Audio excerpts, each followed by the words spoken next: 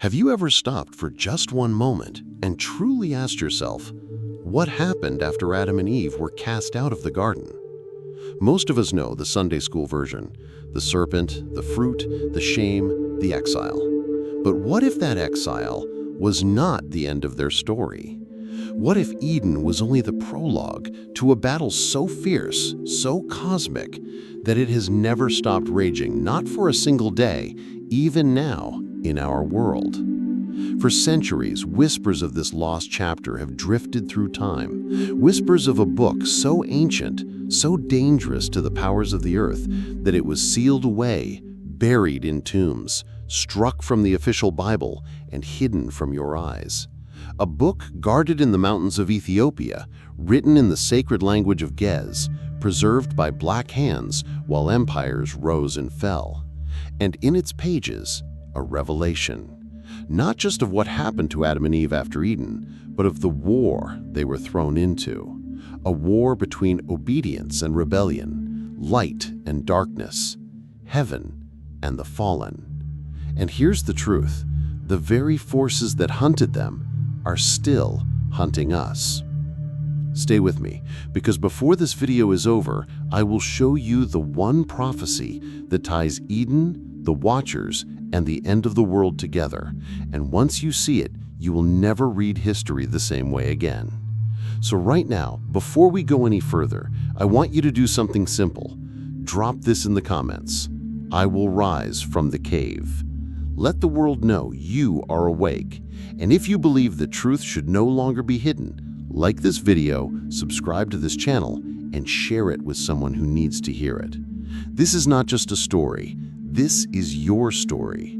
The war that began in the garden is still being fought in your lifetime. And in the next few minutes, you're going to see exactly why they never wanted you to know. When Adam and Eve took that final step out of Eden, they didn't walk into another garden.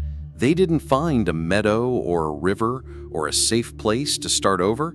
They walked straight into darkness. Ancient Ethiopian tradition, preserved in a text called The Conflict of Adam and Eve with Satan, tells us where they went, a place called the Cave of Treasures. Now, when you hear treasures, you might think of gold, jewels, a hidden chest, but this cave had no gold, no light, no joy. It was narrow, damp, and cold. It was a prison of stone. And inside it, Adam cried out to God, "O Lord, this cave is so dark, so narrow. There is no light, no fruit, no joy." That's not just history.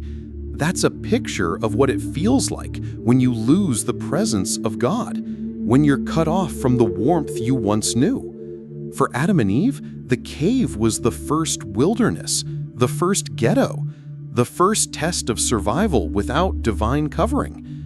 And maybe you've been in your own cave, not a literal one, but a season where life felt stripped bare, no opportunities, no hope, no way forward. Like Adam, you've had to face the silence and ask, what now? But here's what's powerful. The cave wasn't just a punishment. It was a classroom. That's where God began teaching Adam and Eve how to pray, how to repent, how to fight temptation without the ease of paradise. Sometimes the darkest place is where you learn the brightest lessons.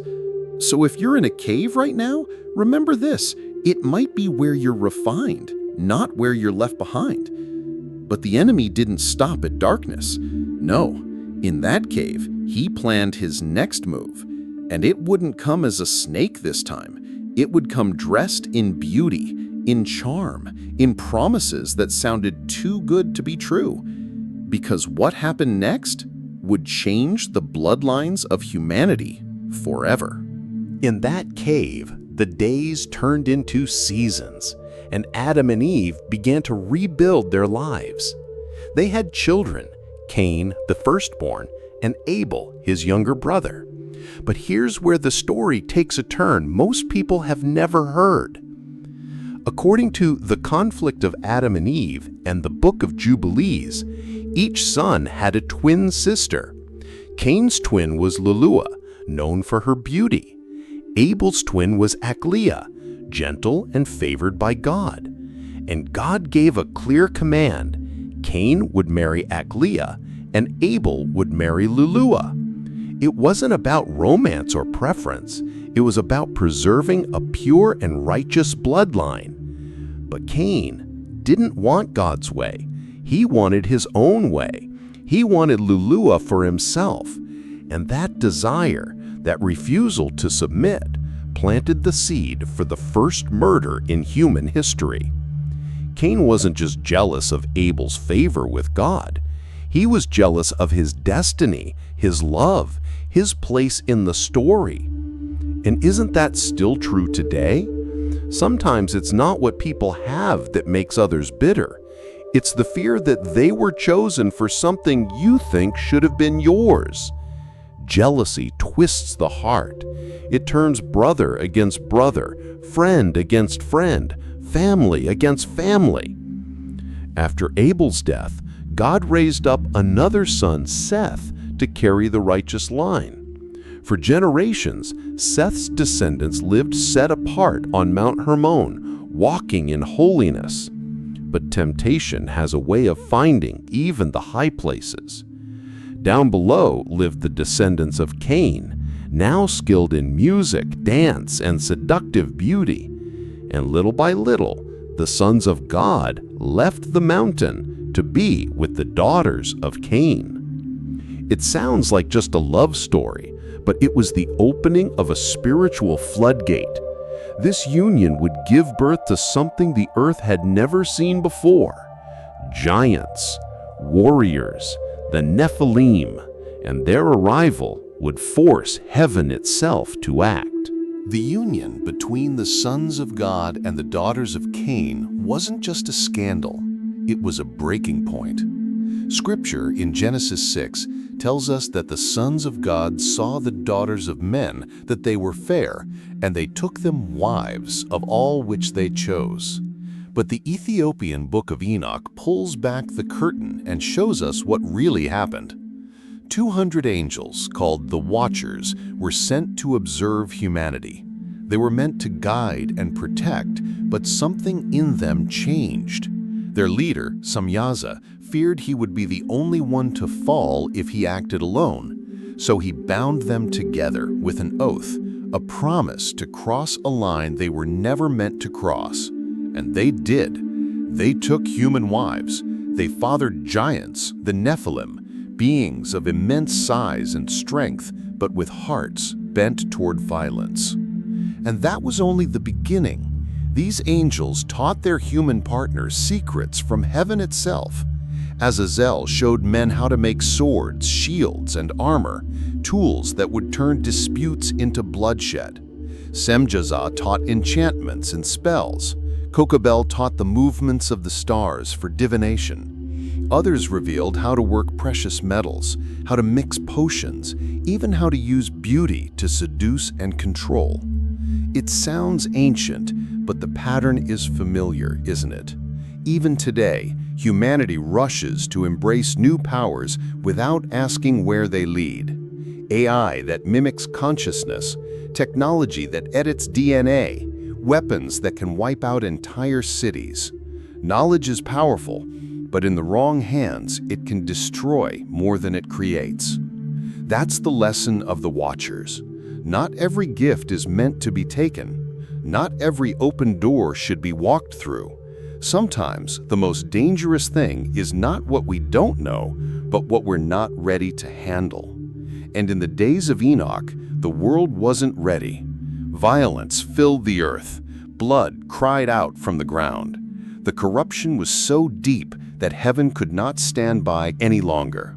And so, God called one man to step between heaven and the fallen, a man who would walk so closely with God that he would never taste death. In a world drowning in corruption, one man stood out.